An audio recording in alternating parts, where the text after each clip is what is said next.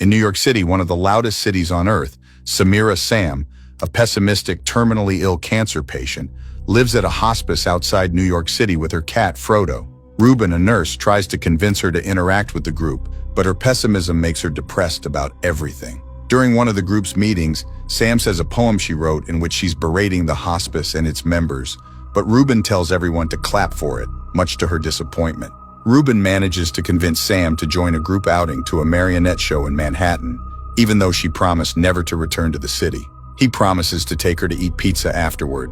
Sam returns to her room, replaces her transdermal patch, changes her clothes, and gets on the bus. However, once she gazes upon the city, Sam becomes excited. Though bored at first, she eventually becomes interested in the show. She goes outside to buy a chocolate bar, but the city suddenly becomes chaotic. Ruben begins to gather the group and tells Sam that something has happened in the city, and the hospice is calling them back. Sam insists that they haven't eaten pizza, and they should take it before leaving, but Ruben tells her that it's urgent. The argument ends with Sam angrily entering the bus. As the bus is about to move, the group notices meteor-like objects falling from the sky, one of which crashes on their bus. Sam manages to drag herself out of the wreckage and finds her vision obscured by dirt and debris, and people walking aimlessly. One man is dragged into the mist by something invisible, and Sam cowers in fear and tries to run away. A soldier tells her to take cover, but she is also dragged away by the invisible monster. Sam, now left alone, runs and hides with another woman, and can hear from the mist grunting and rasping noises. They finally witness a hostile extraterrestrial creature, which attacks the first woman who speaks in the distance. When an ambulance appears on the scene, the sirens alert the creature, which causes it to crash. In the ensuing explosion, Sam is knocked unconscious. Sam later wakes up inside the puppet theater with Frodo and other survivors, including Henri, who signals her to remain quiet. All of their faces are covered in ash. All the survivors are silently stifling and moaning. Even those with wounds do not make a sound. When Ruben sees Sam, he rushes to hug her and returns Frodo to her. Announcements from military helicopters warn civilians to stay silent and hidden until the authorities can rescue them. The creatures start crashing the helicopters. Frodo is startled by the noise and starts running away, with Sam and Ruben in pursuit. However, her stride causes a noise, which alerts the creatures outside. When they stop moving, the chittering stops, but the noise from Frodo's collar bell alerts the creature, which breaks open the door. Sam manages to catch Frodo and hide before the creature can see her. The creature walks inside and nearly discovers Ruben, but the helicopter alerts it again and causes the creature to chase it. Sam goes to the restroom to silently wash her face. Her patch is useless now, but getting a replacement isn't an option. Sam goes into the basement where she finds a person listening to the radio and writing down the instructions. The military is broadcasting to civilians, warning them to get off bridges leading out of Manhattan. They hear bombing noises and climb the stairs to investigate. Sam goes outside and watches as fighter jets start bombing and destroying the bridges leading out of Manhattan, preventing the creatures from leaving the island. One of the survivors begins to panic, and Henry accidentally kills him in the process of trying to keep him silent. Sam sketches a note in her notebook telling Ruben she's going to Harlem to get pizza. Though Ruben mouths no, she insists that she has to. While they're talking, the power grid cuts out, causing the building's emergency generator to activate with a noise. Ruben manages to turn it off just in time, but attracts a creature that kills him on hearing his shirt rip. Sam stands shocked but manages to remain silent. After the incident, Sam contemplates the note she showed to Ruben, and distraught, she decides to quietly leave for Harlem, taking Frodo with her. She walks through the ruined streets of Manhattan and enters a store to gather essential survival items, which she puts in a bag that ironically says, "I love New York." To open her canned food and not attract any attention, Sam sits beside a water fountain and opens the can by covering it with her jumper.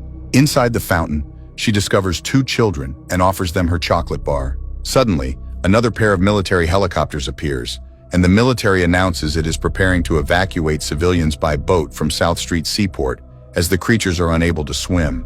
Sam tells the children to accompany her as she prepares to evacuate. Groups of people start leaving buildings toward the evacuation point, but the volume of their crowded movement alerts the creatures, who also start moving toward the evacuation point. Sam and the boys manage to wait out the stampede underground, but when Sam starts climbing the stairs again, a final creature falls from the roof, shocking her and making her gasp. She then controls her voice as the alien growls behind her. Once on the surface, she comes across groups of people moving towards the evacuation point, and tells the children to go with them, while she is moving opposite the crowd. As she continues to grow unnerved by the amount of noise people are making, the creatures attack and people scream, which results in a massacre. In the ensuing chaos, as Sam tries to save herself from getting stomped on, Frodo escapes once again. Sam tries to hide beneath a car, but a man grabs onto her leg, begging for help. An alien drags him away and punctures the car's tires, which threatens to flatten Sam. She manages to pull herself out of it and silently rushes to the safety of an alley in this chaos. Meanwhile, Frodo is out hunting mice. Eric, an English law student, escapes a flooded subway station and encounters Frodo, following him back to Sam. She attempts to convince Eric to go south to the evacuation point by pointing in that direction, but Eric is in shock and follows Sam instead. It starts raining, and under the noise of the rain, Sam asks Eric for his name and tells him to go to South Street Seaport for evacuation and stop following her. But Eric is terrified of being alone and insists he doesn't want to die. Together, they go to Sam's apartment, but Sam cannot locate her keys. She tells Eric to kick the door down, but only under the cover of the noise of the thunderbolt. Once inside, she starts looking for her cancer medication. She asks Eric if he has any family in New York he could go to, but Eric's family is in Kent, and he's a foreign student in New York.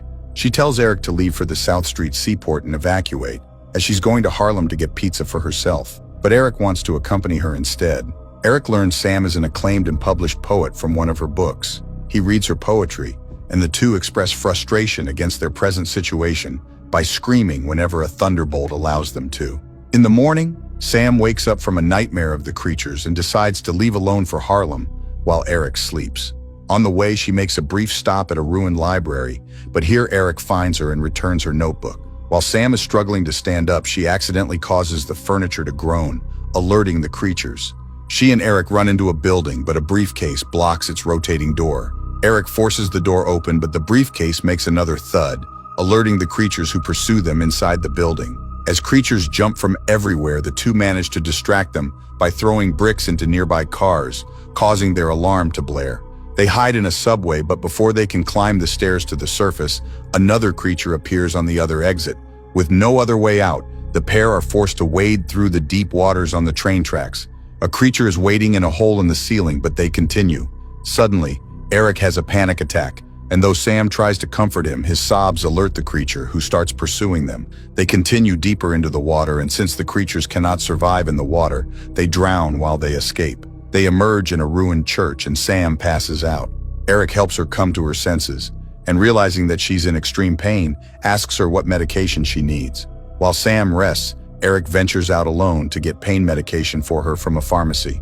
While he silently looks for the medicine, Frodo surprises him, and the two continue together.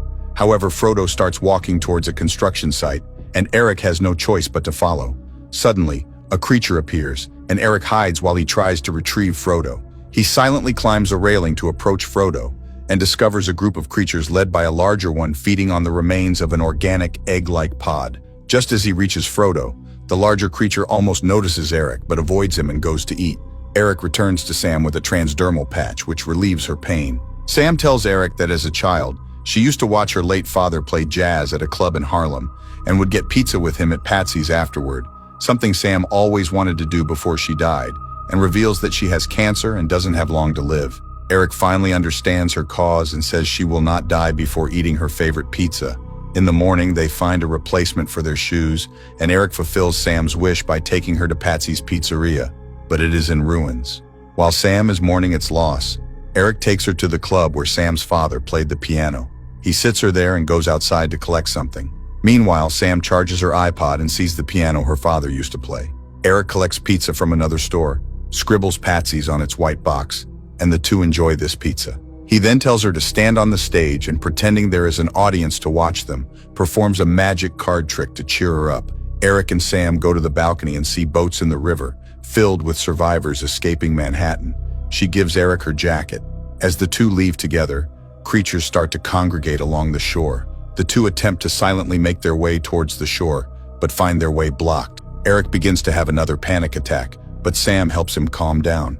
Realizing that there's no other way, Sam gives Eric Frodo, mouths the word, "run," and before Eric can say no, she runs off to distract creatures by smashing car windows.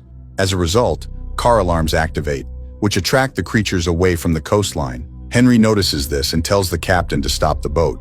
Meanwhile, Eric and Frodo start running. Though the creatures are alerted and pursue them, Eric jumps into the water before he can be caught. Sam is relieved to see this.